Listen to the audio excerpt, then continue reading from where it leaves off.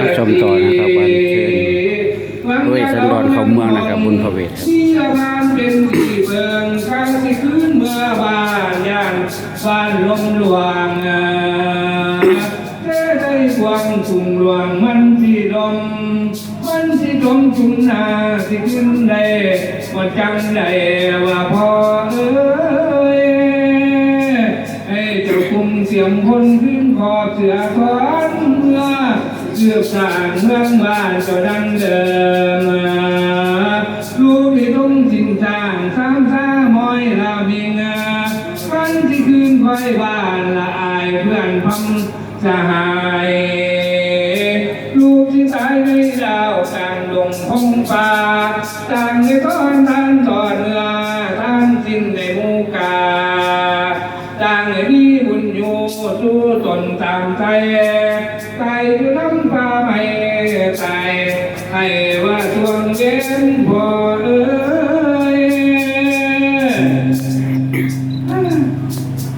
เอาวันนี้วันนี้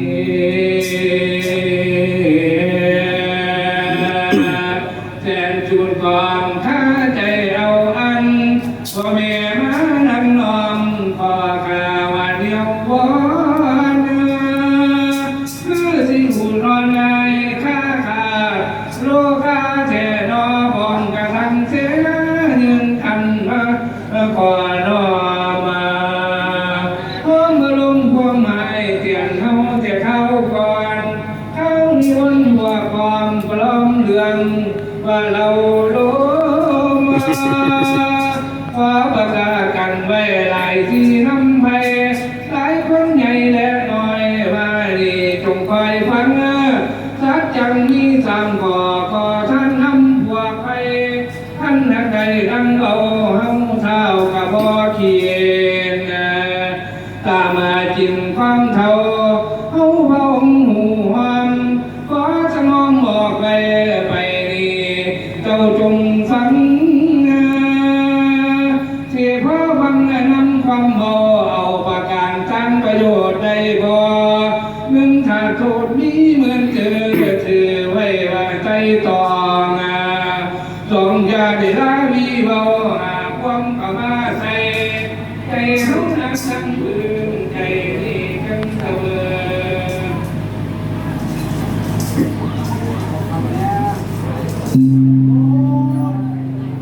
กันเสมอ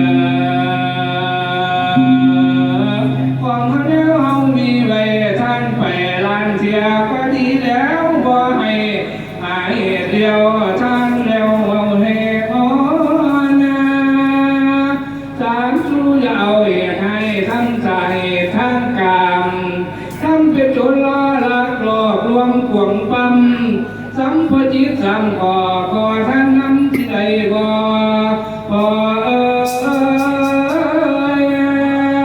ท่านหลายแสงสังเสียคณะโอวันเยาวันเอาโคจรลมจางสมพันทั้งสอบมันออกเอาไม้แก้วจินทางมาชวนบุญกุศลเฮานำไปหลายที่ลานชาติปรารถนาอยากได้ใจควงชาติมามีปัญญาเป็นส่วนสัพพัญญูญาณชอบบังออกเอาเผาเสียในเพื่อนในลองร้อยเอาให้ไปค่อยบังน้ำทำไฟนิรพานเป็นเกียรติของสาลองร้อยบังน้ำอย่ามีพวกมาห้ามทางเฮาเก่ายางท่านไม่ได้กำเอาเฮาเท่าจังสีมือเมื่อเล็ดเดียวสับว่าจริงท่านน่ะกินดังความเฮาเอาให้น้อมาขันดอกไม้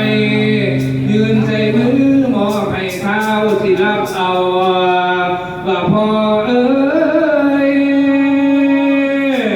ชิญค่อยหน่อยรับปัญหาเอาแล้วได้บานนี่เฮ็ดจังไดว่าซั่นเพราะว่าลาป่าซั่นพญาว่าซั่นเอาลาป่าได้บาดแล้วก็